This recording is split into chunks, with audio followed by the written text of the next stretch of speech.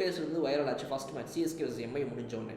அந்த பொண்ணு வெளியே வந்து சொல்கிறாங்க, இந்த ரச்சின் ரவீந்திரா பண்ணதே வேஸ்ட்டு, தோனி நான் ஸ்ட்ரைக்கரில் இருக்கிறாரு, போயிட்டு யாராவது 6 அடிச்சு முடிச்ச போனா செம்ம காண்டாயிடுச்சு எனக்கு அப்படின்னு இந்த பொண்ணு சொல்கிறாங்க. போட்டு எல்லாம் கலாய்க்கிறாங்க, தற்கூரி சிஎஸ்கே ஃபேன்ஸ், சிஎஸ்கே ஒரு தற்கூரி ஃபேன்ஸ் கூட்டம் அப்படின்னு. யாரும் தான் சொல்ல மாட்டான் இந்த மாதிரி நீங்கள் பேசுனீங்கன்னா. அப்போது இதை சரி பண்ணாமல், நான் இதுக்கு முன்னாடி சொன்னேன் இல்லையா, தோனி எல்லோரும் தாக்குறாங்க. ஏன் தாக்குறாங்க? நீங்கள் இந்த மாதிரி பண்ணுறனால தான் உங்களை தாக்காமல் தோனியை தாக்குறாங்க. என்ன உங்கள் ஃபேன்ஸ்லாம் அதே பைத்தியக்காரங்களாக இருக்கிறானுங்க அப்படின்னு சொல்லி அவர் மேலே டார்கெட் வருது. ஸோ இதுதான் மொத்த ஐடியா.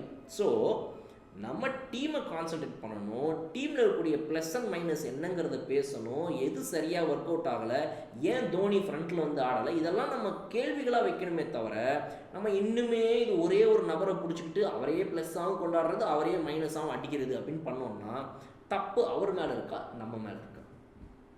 அவர் சொன்னாரா என்னை நீங்கள் கொண்டாடுங்கன்னு? விஜய் சொன்னாரா, அஜித் சொன்னாரா, ரஜினி சொன்னாரா? இந்த ஆக்டர்ஸோட இந்த செலிப்ரிட்டிஸும் நீங்கள் செலிப்ரிட்டிஸுங்கிற வார்த்தையை ஏன் வைக்கிறாங்க இங்கே? செலிப்ரேட், நீங்கள் அவங்கள செலிப்ரேட் பண்ணுறீங்க, கொண்டாடுறீங்க நீங்கள் அவங்கள, அதனால் செலிப்ரிட்டிஸ்ன்னு பேர் வருது அவங்களுக்கு. நீங்கள் ஏன் செலிப்ரேட் பண்ணுறீங்க? பண்ணாதீங்க.